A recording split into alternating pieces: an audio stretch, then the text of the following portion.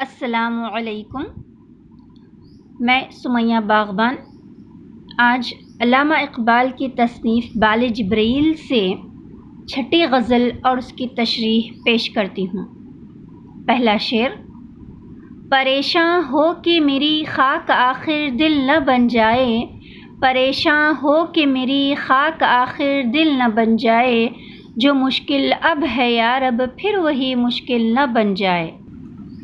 علامہ اقبال اس شعر میں کہتے ہیں، عشق میرے ریشے ریشے میں سمایا ہوا ہے، یعنی میں مجسم عشق ہوں، اس لیے مر کر بھی عشق میرے ذرات جسم سے جدا نہیں ہوگا، لہٰذا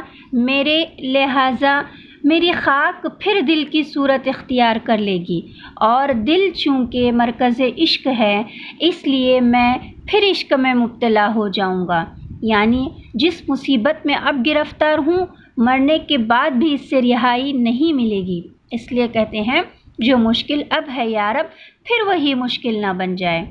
واضح ہو کہ یہ شعر شاعرانہ تخیل کی نہایت عمدہ مثال ہے۔ شاعر کا مطلب صرف اس قدر ہے کہ میں مرنے کے بعد بھی عشق کے اثر سے آزاد نہیں ہو سکتا۔ دوسرا شعر: نہ کر دیں مجھ کو مجبور نواں فردوس میں حوریں، نہ کر دیں مجھ کو مجبور نواں فردوس میں حوریں، میرا سوز دروں پھر گرمی محفل نہ بن جائے۔ علامہ اقبال کہتے ہیں، وفات کے بعد اگر میرا گزر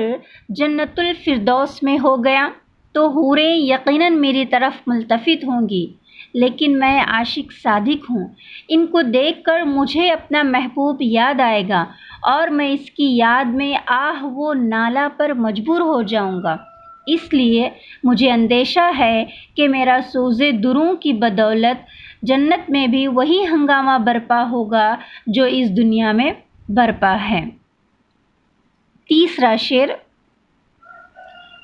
کبھی چھوڑی ہوئی منزل بھی یاد آتی ہے راہی کو،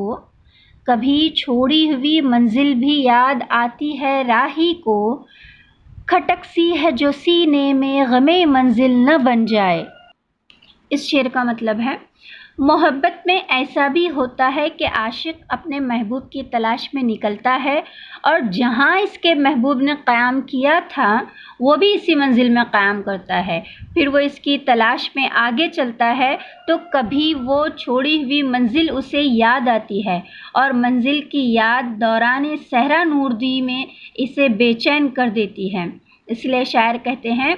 مجھے یہ اندیشہ ہے کہ یہ کھٹک یعنی منزل جانا کی یاد کہیں بڑھتے بڑھتے غم منزل نہ بن جائے، اور اگر ایسا ہو گیا تو بہت برا ہوگا، کیونکہ پھر اس منزل کے غم میں عاشق تلاش محبوب سے غافل ہو جائے گا۔ اس شعر کا ایک دوسرا مطلب یہ بھی ہے، سالک جب سیر اللہ شروع کرتا ہے تو راہ میں بہت سی منازل آتی ہیں اور ہر منزل اپنے اندر ایک مخصوص دلکشی رکھتی ہے جس میں راہی کو ایک خاص نوعیت کی روحانی لذت محسوس ہوتی ہے۔ کبھی کبھی ایسا بھی ہوتا ہے کہ سالک یعنی راہی اپنی سابقہ منازل میں سے کسی منزل کو یاد کرتا ہے اور یہ یاد اس کے دل میں چٹکیاں لینے لگتی ہے، اور یہ یاد حد سے بڑھ جائے تو پھر وہ اس منزل کی یاد میں ایسا مہو ہو جاتا ہے کہ مطلوب حقیقی سے غافل ہو جاتا ہے، اور اس کا لازمی نتیجہ یہ ہوتا ہے کہ سالک یعنی راہی اس کی روحانی ترقی مسدود ہو جاتی ہے۔ چوتھا شعر: بنایا عشق نے دریائے نا پیدا کراں مجھ کو، بنایا عشق نے دریائے نا پیدا کراں مجھ کو، یہ میری خود نگہداری میرا ساحل نہ بن جائے۔ اقبال اس شعر میں عشق حقیقی کی طرف خاص متوجہ ہیں۔ عشق حقیقی کا خاصہ یہ ہے کہ وہ عاشق کو معشوق کے رنگ میں رنگین کر دیتا ہے، یعنی اس میں بھی غیر محدودیت کی شان پیدا ہو جاتی ہے۔ چنانچہ اقبال نے اس حقیقت کو دوسرے لفظوں میں یوں بیان کیا ہے: سما سکتا نہیں پہنائے فطرت میں میرا سودا، سما سکتا نہیں پہنائے فطرت میں میرا سودا، غلط تھا اے جنوں شاید تیرا اندیشہ صحرا۔ لیکن اگر سالک ذات معشوق میں فنا ہو جانے کے بجائے اپنی ذات کی طرف بھی ملتفت رہے تو یہ التفات یعنی کہ خود نگہداری بعض اوقات اس کی شان غیر محدودیت کو زائل کر دیتا ہے، اور اس زوال کو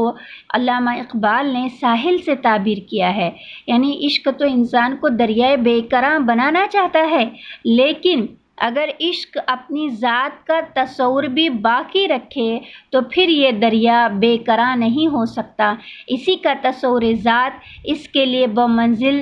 بمنزلہ ساحل بن جاتا ہے۔ پانچواں شعر: کہیں اس عالم بے رنگ و بو میں بھی طلب میری، کہیں اس عالم بے رنگ و بو میں بھی طلب میری، وہی افسانہ دنبالہ محمل نہ بن جائے۔ علامہ اقبال کہتے ہیں، جب میں بعد وفات اس عالم رنگ و بو سے منتقل ہو کر عالم بے رنگ و بو میں پہنچ جاؤں گا تو مجھے اندیشہ یہ ہے کہ کہیں میری طلب یعنی جذبہ حصول مقصد مجھے پھر کوچہ محبوب میں جانے پر مجبور نہ کر دے، اس طرح کہ میں وہاں سے کسی قاصد کو محبوب کے پاس بھیجوں اور اس کے ساتھ باتیں کرتا ہوا اس عالم بے رنگ و بو سے دوبارہ اسی عالم رنگ و بو میں پہنچ جاؤں۔ مطلب ان اشعار کا یہی ہے کہ میں عاشق صادق ہوں اور جذبہ عشق میری رگ و پے میں سرایت کیے ہوئے ہے۔ اس غزل کا چھٹا اور آخری شعر: عروج آدم خاکی سے انجم سہمے جاتے ہیں، عروج آدم خاکی سے انجم سہمے جاتے ہیں کہ یہ ٹوٹا ہوا تارا میں کامل نہ بن جائے۔ اس شعر میں انجم بطور مجاز مرسل استعمال ہوا ہے، یعنی ساکنان عالم بالا، ٹوٹا ہوا تارا کنایہ ہے حضرت آدم سے، اور اس جگہ مجازاً مستعمل ہے اولاد آدم کے لیے۔ انجم سے اگر فرشتے مراد لیے جائیں تو یہ لفظ استعارہ ہے، اور اس طرح ٹوٹے ہوئے تارے سے ذات شاعر مراد لی جائے تو یہ استعارہ بالکنایہ ہے۔ اس شعر میں علامہ اقبال کا کہنا ہے، جب حضرت آدم علیہ السلام جنت سے نکالے گئے تو یہ سمجھتے تھے کہ یہ حبوط آدم زوال آدم ثابت ہوگا، لیکن جب انہوں نے اولاد آدم یعنی مرد مومن کا عروج دیکھا تو اب بہت سہمے ہوئے ہیں، اور انہیں یہ اندیشہ لاحق ہے کہ کہیں یہ ٹوٹا ہوا تارا مہ کامل نہ بن جائے، یعنی ایسا نہ ہو کہ یہ خاک کا حقیر پتلا ہم پر تفوق حاصل کر لے۔ مہ کامل استعارہ ہے، اور اس سے مراد آدم کا اپنے مرتبہ کمال کو پہنچ جانا یعنی مقام خلافت الہیہ پر فائز ہو جانا ہے۔ اس شعر میں معنوی خوبیوں کے علاوہ صنعت مرات النظیر بھی موجود ہے، جیسے انجم، تارا اور مے کامل۔ یہاں لفظ انجم بلاغت کی جان ہے، فرشتوں کا لفظ لانے سے وہ بات پیدا نہیں ہو سکتی تھی جو لفظ انجم سے پیدا ہو گئی ہے۔ اس لفظ سے دو مطلب پیدا ہو گئے ہیں، ایک یہ کہ ساکنان عالم بالا سہمے جاتے ہیں، دوسرا یہ کہ فرشتے تو فرشتے انجم تک سہمے جاتے ہیں، اور ستاروں کا سہم جانا وہ شاعرانہ انداز بیاں ہے جس کے اظہار کے لیے موزوں الفاظ نہیں مل سکتے۔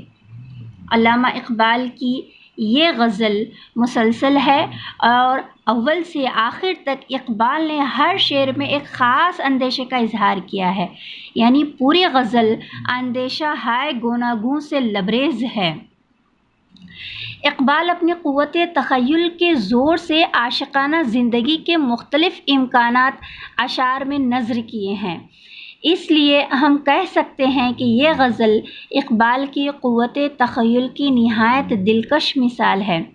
ان امکان میں بلند ترین امکان آخری شعر میں پیش کیا گیا ہے، یعنی عشق وہ قوت ہے جس کی بدولت یہ بات ممکن ہے کہ انسان جو اصل کے لحاظ سے ٹوٹا ہوا تارا ہے میں کامل بن جائے۔ دوسری خوبی اس غزل کی یہ ہے کہ ہر شعر سے عشق کی کسی نہ کسی صفت کا اظہار ہوتا ہے، اس لیے ہم کہہ سکتے ہیں کہ اقبال نے دراصل یہ غزل در ثناء عشق لکھی ہے، اور ان کا ایسا کرنا بالکل ان کے مسلک کے مطابق ہے، کیونکہ وہ مرشد رومی کی اتباع میں عشق کو اس کائنات میں سب سے بڑی تخلیقی قوت یقین کرتے ہیں، اور ان کو ہر جگہ ہر شے میں عشق ہی کارفرما نظر آتا ہے۔ شکریہ۔